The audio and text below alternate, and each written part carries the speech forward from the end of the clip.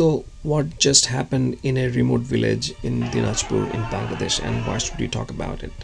Just to give a little bit of background, since August ouster of authoritarian leader Sheikh Hasina, Bangladesh, a country of roughly 170 million people, has witnessed dramatic rise in radicalism as well as attacks on minority communities, particularly Hindus, as well as marginalized groups like women and indigenous people. And international media already covered this topic in some extents.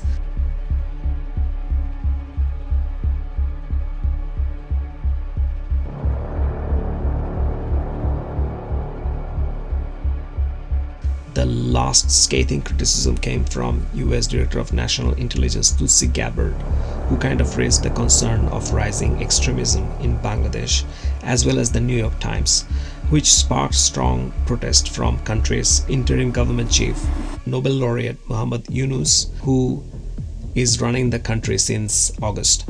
Now, Yunus is in constant denial. Like a broken record, he is constantly denying all the atrocities against Hindus, their houses, their temples, shops and businesses, dismissing these atrocities as either not communal and some political exaggerated propaganda by neighboring country India. He even jailed Hindu civil rights activist monk Chinmoy Krishna Das for months without bail under shams flag disrespect charge.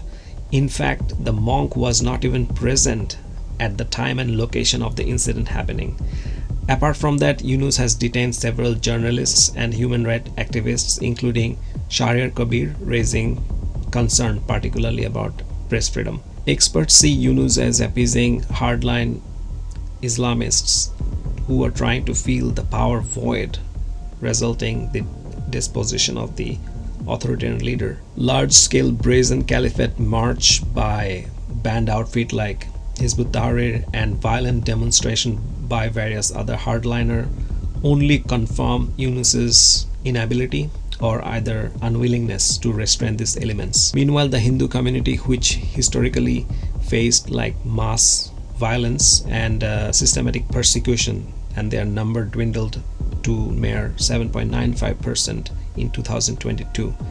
This time they faced renewed threats in terms of mob violence and lynching under dubious blasphemy accusations publicly. This is exactly what happened in the village Bonatara in Dinajpur when a Facebook post by local Hindu youth Shobuj Das went viral, which deemed insulting to Islam and its prophet Muhammad. Based on that, local Muslims declared collective punishment on 200 to 300 Hindu families in the village, putting them under siege, depriving them of basic necessities, even restricting them from going outside their houses for 7 days. There were open call for violence.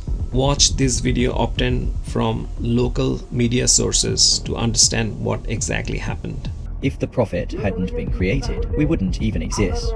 Among thousands of prophets, he is the only one without any fault. Without his intercession, we won't enter paradise. And yet, he is being called a pervert. How can you just stand there? Don't you feel any shame? We should be dying of shame. What kind of Muslims are we? We learned here as nearly 90% Muslims. Yet today, not everyone joined the protest. Now, this has reached the national level. We have declared that from this afternoon, all Hindu shops' businesses will be shut down. They will not be allowed to operate any van or rickshaw, and none of them will be allowed to leave the village. I've already instructed the coordinators and leaders. Wherever you see them, beat them with shoes. We will not take responsibility for this. When a local Hindu school teacher protested this collective punishment, Yunus's police arrested that school teacher instead of the instigators.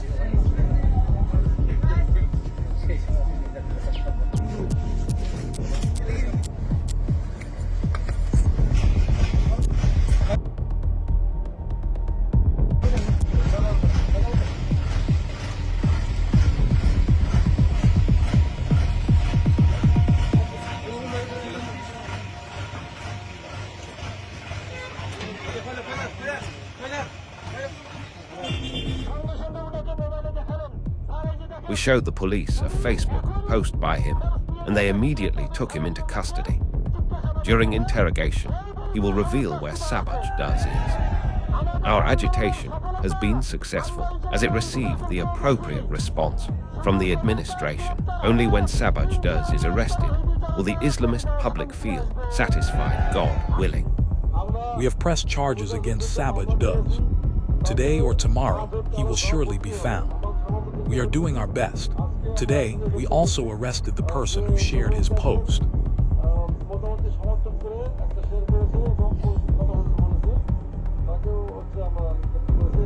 We will act swiftly and arrest them all. Apart from that, there was total media blackout. Even the country's top news media like Pratham Alo and the Daily Star, which previously faced backlash from radical Islamists for publishing the atrocities on Hindus, were particularly silent during this incident.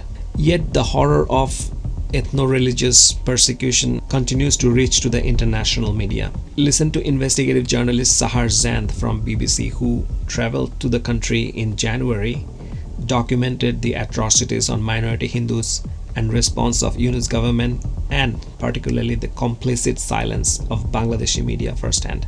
In over a decade that I've been investigating human rights abuses and politics and upheaval in over 40 countries around the world, what I'm seeing in Bangladesh is absolutely terrifying, and having visited the country was even more scary because what's happening in the country isn't being reflected within the international media. It feels like the world is looking away, but this is exactly the time that we should be paying attention, because from where I'm standing, Bangladesh isn't far behind following Afghanistan, Iraq, Iran, and many other countries that have gone through big revolution.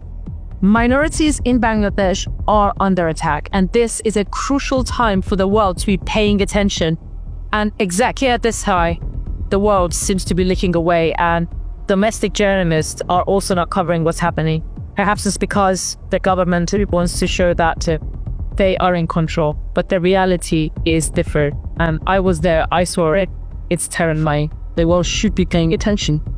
As the news of Dinajpur incident went viral, the media scrambled to portray a sanitized version of the event. When the inhuman siege was lifted, Yunus's police publicly came up with a claim that these were all rumors and portrayed a version of communal harmony. This is how a tragic violation of human right is whitewashed and turned into something like a state-sponsored pogrom. According to local residents and citizen journalists, the real events of the incident came out. So the alleged blasphemer Shobut Dash, he lent money to some local several youths and he asked them to return it. In retaliation, rather than returning the money, they framed this whole blasphemy Facebook derogatory post to organize this as a campaign, which is happening again and again in Bangladesh. Ironically, even this fact was revealed by the Bangladesh media's harmony coverage of the event. Meanwhile, police continue to arrest Hindu and human rights activists on ground to prevent or suppress any future reporting of similar events coming from Bangladesh. Bangladesh is slowly becoming a textbook example of how a high-profile figure like Nobel laureate Muhammad Yunus can hand over the nation to the extremists under the illusion of democratic transition and reform. We are witnessing how deposing a dictator doesn't necessarily lead to democratic principles and democracy. Rather, it can be filled or replaced by another form of tyranny, especially when radical extremists are allowed to feel the resulting power void. We need to speak up and closely monitor these serious violations of human rights, because these violations are not exclusive to Bangladesh, or this is something new. In history, we have seen it again and again. The minority communities like Hindus, Ahmadiyyas, and indigenous people are lynched publicly is something reminiscent of black people being lynched in Jim Crow era, or the Jewish persecution under Nazi regime right before the final solution. Why should we talk about it?